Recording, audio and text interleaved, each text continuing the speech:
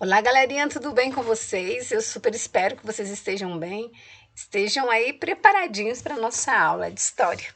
Bom, que tenham curtido a aula passada, achei uma aula super legal. No finalzinho do meu vídeo, no minuto 28, apareceu um ruído, mas nada que viesse, né, aí afetar a qualidade do nosso material. Então vamos nessa. Estamos na semana 28, essa será a nossa aula de número 46. Já adianto que estamos finalizando com as duas aulas de hoje todo o conteúdo referente a, ao conteúdo, a sequência didática 10 que tratou das grandes navegações, tá? Então, assim, hoje resta assim tudo que há de dúvidas, galera, relacionada ao tema, favor contactar com a professora no chat, fale com seu professor do presencial, porque a ideia é que nós encerremos toda a sequência didática 10, tirando aí, sanando todas e quaisquer dúvidas, tá? Então, sem mais demoras, avancemos então. O que nós vamos ver, professora, na aula de hoje? Nós vamos repensar a descoberta das Américas, né? Nós já adiantamos esse material, já adiantamos bastante esse material, e aí nós vamos, na sequência, deixa eu voltar aqui, nós falaremos aí dessa descoberta dita das Américas, aí, aprofundando o conteúdo já trabalhado na aula passada, na aula 45, vamos trabalhar das bulas papais, trabalhamos isso um pouquinho, muito possivelmente vamos retomar nesse discurso, vamos falar do império, a construção desse dito império ultramarino português e a terra, né, descoberta, Brasília, as mudanças no cenário mundial ocasionadas pela expansão marítima. Professor, e aonde estamos? Só para situá-los mais uma vez, estamos aqui estudando esses eventos relacionados às grandes navegações que ocorreram neste período da história chamado de Idade Moderna. Galera, repita isso. Uma questão importante, havendo dúvidas em história, ai, professora, li o texto, não entendi nada. Releia novamente. Não há outro caminho. Eu queria poder dizer que a fada do dente vai aparecer e vocês vão aprender o conteúdo sem leitura. Queria poder dizer isso, mas não posso. A verdade é que é preciso ler. Ler uma vez, ler duas vezes, ler três vezes, quantas vezes for necessário. Se você, com uma leitura só, você aprendeu o conteúdo perfeito, você está num excelente nível de leitura. Essa professora precisa de 2 leituras mínimas para absorver tudo que o texto quer dizer. 3 leituras, não me canso de ler, já leio várias vezes. Tá? Então a dica é essa. Dúvidas em qualquer tema. Leitura, não há condição. Uma boa redação, leitura. Uma boa questão discursiva. Qual o caminho? Leitura, não tem outro caminho. Alunos de história precisam ler, a professora precisa falar disso, tendo em vista, repito, a questão das questões discursivas que eu analisei da AP3, né? Eu li todas as questões. A professora Silvana é a professora que lê questão discursiva. Quem já teve alguma AP minha corrigida sabe que no AVA eu coloco até o link, né? Se o aluno colou. Se é prova discursiva, eu reescrevo as questões, eu marco. Então, assim, as minhas questões discursivas são analisadas. Então, assim, é só para dizer que é importante dar atenção, tá? Então, a leitura ela é fundamental, galerinha, tá? Tendo em vista a nossa AE e a vida toda pela frente, tá? E vamos comigo, tá bom? Bom, só situando, nós estamos estudando a Idade Moderna, tá? E qual é a dica da aula de hoje? Leitura. Me cansei, professora, não há outro caminho. Quero ser advogado, tem que ler. Vou ser médico, eu não preciso ler, tem que ler. Qualquer. Não há outro caminho para nós, tá? Muita leitura. Bom, Na aula passada, fica aqui na descoberta das Américas. A figura que na aula passada, nós falamos de uma criatura chamada Pedro Álvares Cabral e a professora não apresentou foto nem nada, mas estou trazendo a foto deste muchacho aí, Pedro Álvares Cabral,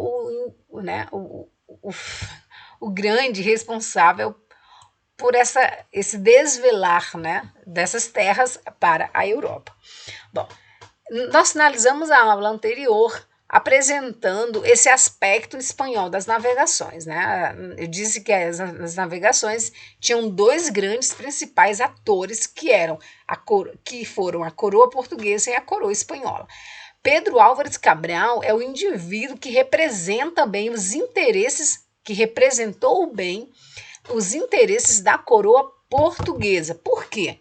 Porque em 1500 esse indivíduo ele sai de Portugal com a intenção de chegar a Calicut na Índia, conforme nós mostramos no mapa da aula passada, se recordam? Mas ele autoriza a sua embarcação, né, a sua esquadra, a fazer um desvio, e é nesse desvio que ele alcança as terras portuguesas. Lembrando que a gente não usou a expressão que erro para Pedro Álvares Cabral, porque na verdade os historiadores acreditam que foi um equívoco, mas um equívoco meio que intencional aí de Pedro Álvares Cabral, uma vez que os portugueses desconfiavam que haviam terras no Ocidente, mas eles não foram. Porém, um detalhe curioso que precisa ser acertado aqui por nós. Quando Cristóvão Colombo chega às Bahamas em 1492, essa descoberta, agora sim, a partir de um erro de cálculo de Cristóvão Colombo, porque a ideia dele era contornar o Ocidente chegando às Índias em 3 meses, a chegada dele, mesmo que por erro de cálculo, ao Ocidente, despertou nos portugueses um profundo sentimento de concorrência. Eles também queriam encontrar o que Cristóvão Colombo encontrou. Então a diferença é de poucos anos entre a chegada de Cristóvão Colombo e a chegada de Pedro Álvares Cabral. Foi basicamente uma década. Então, assim, Cristóvão Colombo chega em 1492 e Pedro Álvares Cabral chega em 1500. 8 aninhos ali de diferença entre a chegada de um e de outro. Mas Pedro Álvares Cabral chega, sim, às terras portuguesas, às terras brasileiras. Em 1500, ele comanda uma esquadra gigante aí com 13 navios que dirigiriam-se aí ao Oriente, mas ele desvia-se da rota, que eu estou dizendo, não foi ele, desviou-se da rota e aporta, então, nas terras brasileiras, quando, professora? 22 de abril de 1500. E o mais curioso, eu falei na aula passada, é que Bartolomeu Dias foi o grande nome porque ele era experiente e conseguiu contornar com sucesso o violento mar, né, ali das terras do Cabo das Tormentas. Esse Cabo das Tormentas, hoje chamado de Cabo da Boa Esperança, é de mar violento. E ele conseguiu com sucesso fazer esse contorno. A questão da participação portuguesa, a chegada dos portugueses no Brasil, ela é curiosa e interessante nesse aspecto das navegações. Por quê? Porque a chegada de Cristóvão Colombo a essas terras vai tornar Portugal, olha, a professora colocou em sublinhado, né, em negrito, vai tornar Portugal um império ultramarino. Portugal, então, com esse feito, que é contornar a costa da África e chegar às terras ditas hoje brasileiras, tornou Portugal essa potência, né? Esse império, veja que a expressão é império ultramarino português. Por quê, professora? Porque, olha só, ele consegue conquistar as Índias através de Vasco da Gama, porque eles chegam às Índias, eles constroem feitorias na África, ali estimulam a produção de cana-de-açúcar, né? Eles criam feitorias nas possessões asiáticas, inclusive até lá o mais distante que se possa imaginar, e alcançam o litoral português e aqui criando também feitorias.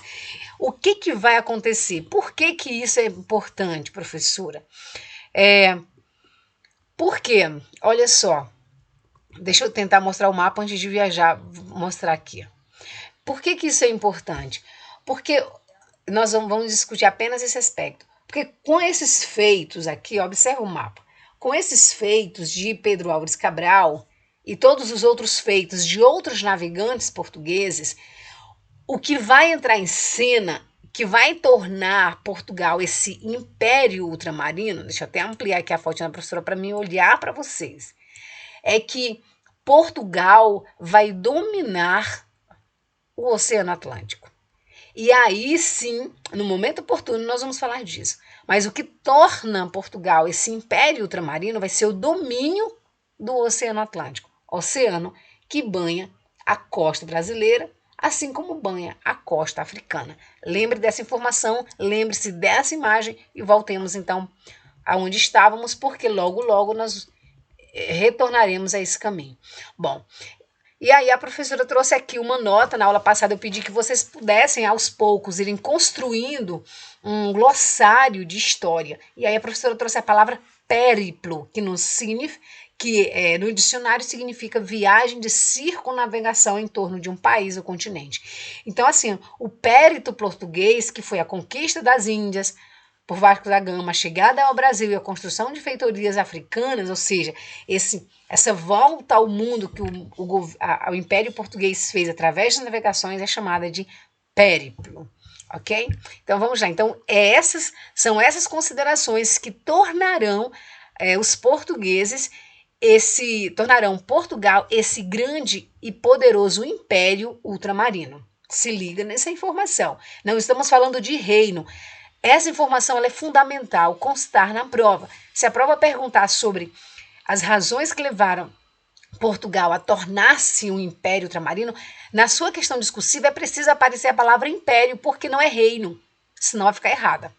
Então, ele vai se tornar, deixar de ser um reino simples e ganha a expressão de império ultramarino. Professora, então, na aula passada, você discutiu que Portugal e Espanha projetaram-se como grandes atores das navegações, mas apenas eles dois? Não. Na aula de hoje vamos apresentar também outros reinos europeus que também se lançaram às navegações, ali que tinha como carro-chefe Portugal e Espanha. Bom, olha só, não apenas os espanhóis, não apenas os portugueses e espanhóis que queriam achar o caminho das Índias e do Oriente, na busca por especiarias, riquezas e as riquezas asiáticas. Então, é dizer que a Europa, com todos os seus impérios, os outros reinos europeus também queriam, galerinha, achar o caminho dessas Índias. Eram dessas Índias, era a porcelana chinesa, a seda chinesa, as especiarias da Índia, o cravo, a canela, a pimenta, a noz moscada. Eram essas riquezas que a Europa queria. Né? Eu já até falei por que razão isso valia ouro na época. Tá? Mas segue conosco essa seta. Bom, olha só, então a Inglaterra vai se lançar as navegações. Depois nós vamos ter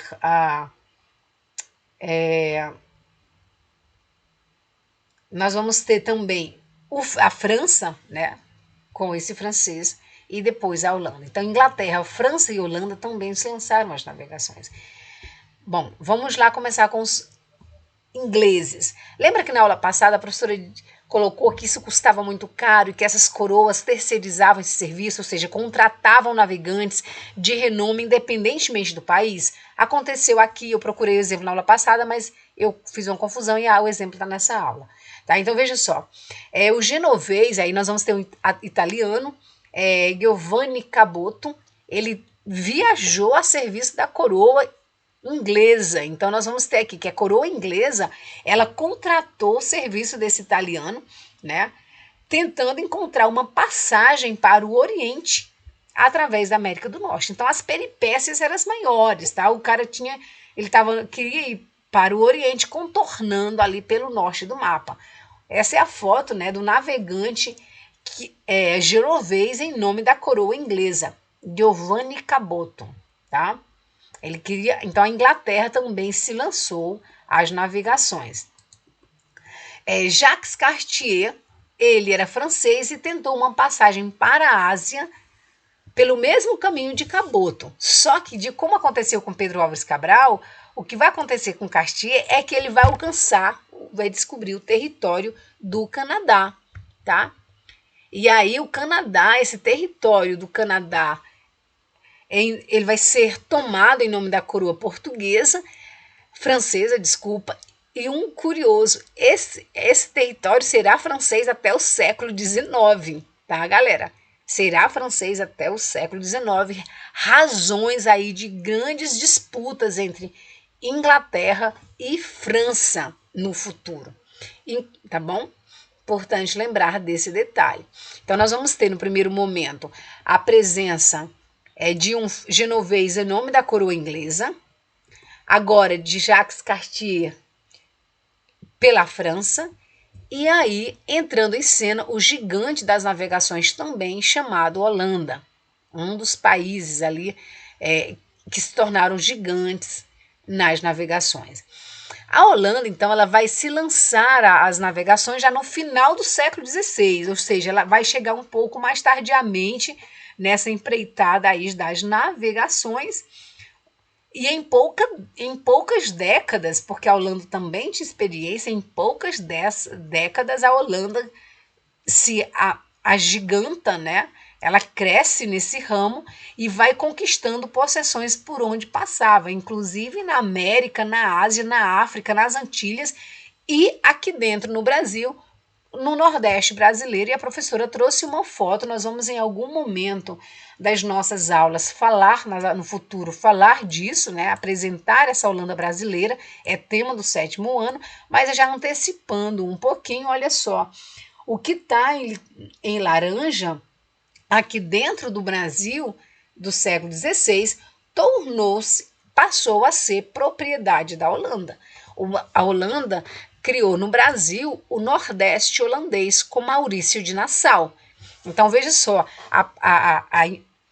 os feitos holandeses foram os mais promissores possíveis no que diz respeito à navegação, mesmo a Holanda chegando tardiamente, né, nessa empreitada das navegações. Então, esse é um exemplo do feito holandês. Então, professora, significa o que então com isso? Significa, galera, que agora não apenas Portugal e Espanha estavam nessa corrida de navegação, mas somou-se a Portugal e Espanha, somou-se a Portugal e Espanha, Holanda, Inglaterra e França. Então nós tivemos aí grandes 5 reinos e Portugal então torna-se essa potência ultramarina pelos grandes feitos dele, que foi o quê? A conquista do norte da África, passando até encontrar ali as Índias, puramente as Índias, né, que seriam aí os territórios da Ásia, e fazendo esse contorno aí, basicamente, do hemisfério, né? Então, veja só. E aí Portugal vai se tornar essa potência ultramarina. E aí eu preciso chegar nesse slide. Por que Portugal, mesmo com a participação da Inglaterra, da França e da Holanda, ele ainda se destaca como potência ultramarina nas navegações? Por que razão? Por que vai acontecer? Até as grandes navegações acontecerem, isso vocês precisam dar bastante atenção. Olha só, essa informação ela é muito importante e deem bastante atenção para ela. Até isso acontecer, a expressão, o caminho, né, predominantemente comercial desde o mundo antigo até meados do século XIV, olha o que eu estou falando, foram 14 séculos, né? A principal rota do comércio no Oriente e na Europa, principal rota do comércio Oriente e Europa, se deu pelo mar Mediterrâneo. Galera, presta atenção. Então, desde que nós estudamos lá no nivelamento a presença romana, o mundo romano, o Império Otomano, o Império Oriental, né, romano do Oriente, o centro dessa discussão estava em torno do mar Mediterrâneo. Então, o mar Mediterrâneo foi a principal rota de comércio marítimo por quase 15 séculos. Quando os portugueses, e aí vem o que você precisa de atenção, porque é o ponto mais central. Quando os portugueses eles fazem o que o nosso mapa está mostrando na direita da tela, que é chegar às Índias, contornar a África e alcançar o litoral brasileiro, ou seja, o que vai entrar em cena? O que esses caras queriam aqui? Eles queriam especiarias. Especiarias é o quê? Comércio. Os caras criaram feitorias vendendo escravos. Se é venda de escravos, é comércio. Então, o que vai acontecer?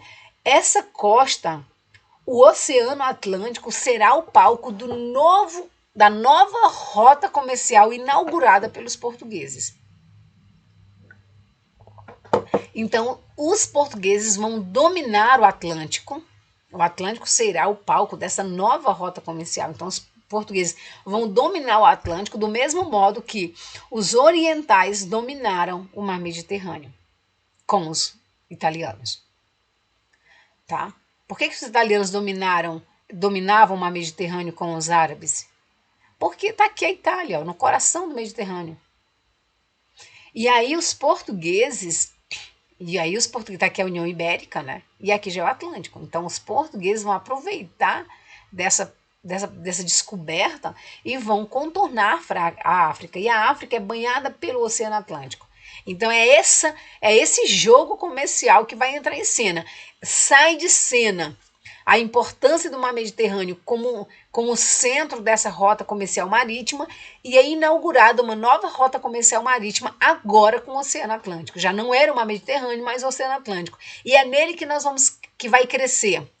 Lá, e vocês vão prestar atenção porque vai aparecer isso no futuro para vocês. Nele vai aparecer a força do comércio triangular feito no futuro para os Estados Unidos, África e América Central. É nesse Oceano Atlântico que vai ser construída a rota da venda de escravos, que vai durar mais de 3 séculos, quase 4 séculos. A rota do açúcar, a rota da cana-de-açúcar, a rota do ouro que os espanhóis vão descobrir aqui nas Américas. Então, os espanhóis vão descobrir ouro nas Américas, vão vender esse ouro, vão carregar esse ouro por meio do Atlântico. O açúcar do Brasil vai ser carregado por essa rota que é o Atlântico. Os escravos vindo da África virão para o Brasil e para a América do Central e do Norte pelo Atlântico. Então, o Atlântico será, então, essa grandíssima rota de comércio. E Portugal é o grande responsável por isso. Todos esses motivos, ele se tornará essa grande potência, né? Esse grande império ultramarino do século XVI, 15 e 16. Ok, galera? Então veja só, enquanto que a Europa se desdobrava lá em discussões religiosas com a reforma e contra a reforma, os portugueses estavam descobrindo rotas comerciais e enriquecendo de maneira gigantesca. Portugal, que era apenas um território ali agarrado com a Espanha, né, um território vassalo espanhol, ele centraliza seu poder em primeiro lugar e depois se lança nessa técnica, né, com as navegações em função de todos os aperfeiçoamentos feitos ali com os instrumentos de navegação. Então é nesse cenário que a supremacia do Mediterrâneo como rota comercial passa para o Oceano Atlântico. É só seguir aqui o desenho da professora. Né? A supremacia, o poder, né, do mar Mediterrâneo vai estar, então, a cargo do Oceano Atlântico. E esse é o pulo do gato. Professora, então, ok. Ok, então, eu já entendi, então, que o mar Mediterrâneo vai sair de cena e vai entrar em cena, então, o Oceano Atlântico. Perfeito. Professora, mas e o que vai acontecer com as famosas cidades italianas que dominaram o mar Mediterrâneo por alguns anos e foram centro do comércio na Europa? Veneza, Florença e Gênova. O que essas cidades vão fazer? Vão perder prestígio e vão deixar de ser centros comerciais importantes. Porque, notem, Essas cidades elas foram muito importantes, muito importantes. Por isso que o renascimento cultural aconteceu na Itália, porque os italianos tinham contato com o Oriente. Veja que o mapa, é só mapa fala, galera. A Itália está no coração do mar Mediterrâneo, tal que o nome é o fundo. Ó. E essas cidades estavam muito próximas, eram cidades litorâneas aqui. Então estavam muito próximas ao mar. Então os genoveses, florentinos, né, e os venezianos, eles dominavam a arte da navegação. Vez e outra você viu falar, a professora falar que determinado navegante era genovês, porque era uma cidade litorânea. Então esses caras tinham contato com o mar. Então assim, com a ascensão, né, o aparecimento do Oceano Atlântico como essa nova rota comercial, as cidades italianas, em consequência da perda de prestígio do mar Mediterrâneo, elas também perderão prestígio. E aí, cidades banhadas pelo Oceano Atlântico, como, no caso, cidades e nações, né, reinos, Espanha, Portugal, segue o mouse, França e Inglaterra, que são banhadas pelo Atlântico, ganharão prestígio e ficarão maiores, mais poderosas economicamente. Vai haver uma inversão. Ficou claro, galera? Então, assim, ó, o declínio do mar Mediterrâneo vai causar o declínio, né, do mar Mediterrâneo vai causar todas essas transformações. E vejam que, então, as navegações elas não foram eventos simples, elas provocaram uma mudança dramática no globo, não apenas pela anexação de territórios antes desconhecidos como os das Américas e da Ásia, mas pela mudança no comércio global. Pela profunda e dramática mudança no comércio global. Porque os caras que antes dominavam o comércio, que eram os europeus e árabes, e essa rota era feita pelo Mediterrâneo, deixarão basicamente de existir no cenário econômico e outros países, né, e outros reinos aparecerão. França, Inglaterra, Portugal, Espanha, e Holanda, aqui, ó, nos Países Baixos, tá? Então, assim, houve uma mudança, assim, geral, tá? Uma mudança muito grande, um giro total nas mudanças que as navegações provocaram para a sociedade da época, ok? Bom, e aí nós temos uma imagem da primeira missa celebrada no Brasil, quando esse navegante vai chegar, então, às terras ditas brasileiras, hoje brasileiras, tá? Lembrando que esse gesto da celebração da missa era um gesto de apropriação desse território, para dizer que de apropriação de pertencimento, né? Agora esse território pertencia à coroa portuguesa. É importante lembrar, galera, é importante notar que grande parte entre os viajantes, eu sempre esqueço da palavra, nessas esquadras, estavam presentes sempre os religiosos. Quando eu falo nessas esquadras portuguesas e espanholas, porque eram esquadras católicas, de reis católicos. E nelas estavam presentes os religiosos católicos, do mesmo modo que nas esquadras de nações já protestantes, depois da Reforma, estavam presentes nela também missionários dessas denominações religiosas, tá? Por quê? Porque marcava ali a presença da coroa. A coroa portuguesa era cristã, católica, então sim, estavam presentes ali como símbolo da fé daquela coroa, os religiosos católicos. Bom, e para não encerrar o assunto, é importante notar as mudanças no cenário mundial ocasionadas pela expansão marítima, além dessas que a professora já citou, como o extraordinário crescimento do comércio e o volume do comércio mundial. Como eu acabei de dizer, o comércio deixou de estar centralizado nas cidades italianas de Gênova, Veneza e Florença e alguns países ali do Oriente, e esse comércio vai crescer, entrando em cena os países, né, as regiões, países não ainda, mas as regiões coloniais da América pertencentes à Espanha e Portugal, que seriam América do Sul e América Central. A tomada de consciência pelos povos da época da Terra, do tamanho da Terra, do gigantismo da Terra, pelos europeus, da enorme diversidade cultural. Os europeus achavam que o mundo era todo semelhante a eles, por isso houve um estranhamento quando esses europeus encontraram-se com os povos nativos aqui das Américas.